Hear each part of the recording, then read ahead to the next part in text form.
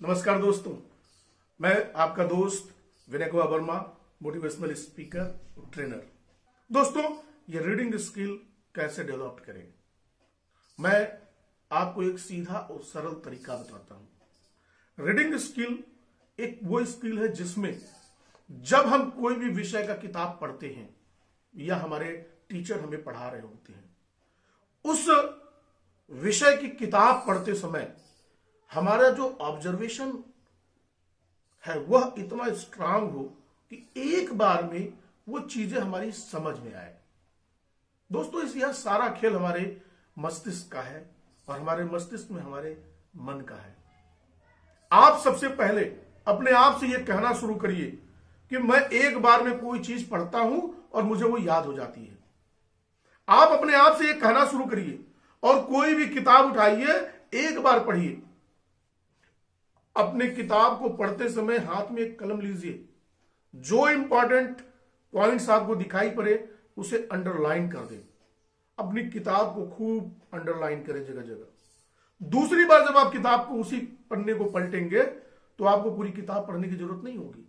आप केवल अंडरलाइन पढ़ते जाएंगे और आपका मेमोरी वो पूरी की पूरी किताब को अपडेट कर देगा, अर्थात वो पूरी की पूरी किताब आपके जहन में फिर से तरोताजा हो जाएगी। इसलिए जब पहली बार किताब पढ़िए, कोई भी किताब या किसी भी विषय पर कोई भी पढ़ाई आप किताब पढ़ रहे हो, तो उस समय आप यह तय करें कि इसको एक बार पढ़ना है और ठीक से पढ़ना है, समझ समझ कर पढ़ना है, और जो विषय ठीक लगे उसे अंडरलाइन करते हुए चलना है। और बार बार अपने आप से कहें कि मुझे एक बार में बातें समझ में आ जाती हैं, दोबारा जरूरत नहीं पड़ती है।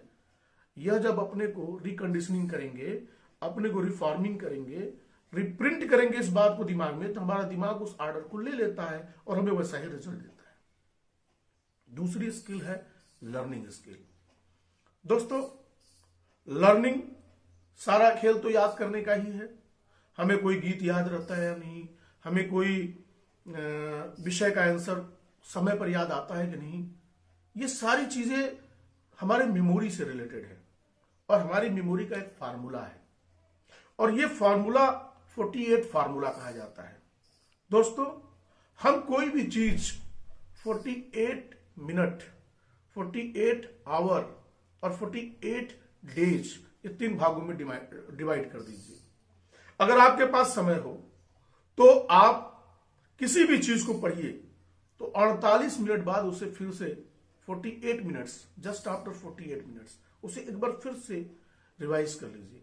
आप जब दोबारा उसे पढ़ लेंगे तो आपका सबकॉन्शियस माइंड उस चीज को प्रिजर्व कर लेगा, स्टोर कर लेगा, सेव कर लेगा, और जब कभी भी आपको जरूरत होगी वो वैसा ही लौट आएगा। लेकिन अगर इसे 48 घंटे के बाद एक बार फिर से आप दोहरा लेते हैं तो वह एक अच्छे जगह सेव होगा, और 48 दिनों में एक बार फिर इसे अगर दोहरा लेते हैं तो यकीन मानिए ये परमानेंटली सेव हो चुका होता है। मेमोरी का यह 48 फार्मूला है। इस 48 फार्मूला को आप अपनाएं। आप कुछ भी पढ़िए, उसे 48 मिनट्स में एक बार दोहरा लीजिए, 48 आवर में दोहरा लीजिए, और डेट उसी समय लिख लीजिए कि जस्ट आफ्टर 48 डेज हमें फिर से इसको एक बार पढ़ना है, दोहराना है। यह एक 48 फार्मूला हुआ। दूसरा, किसी भी चीज को रटने की आवश्यकता नहीं है, उसे समझने की आवश्यकता है।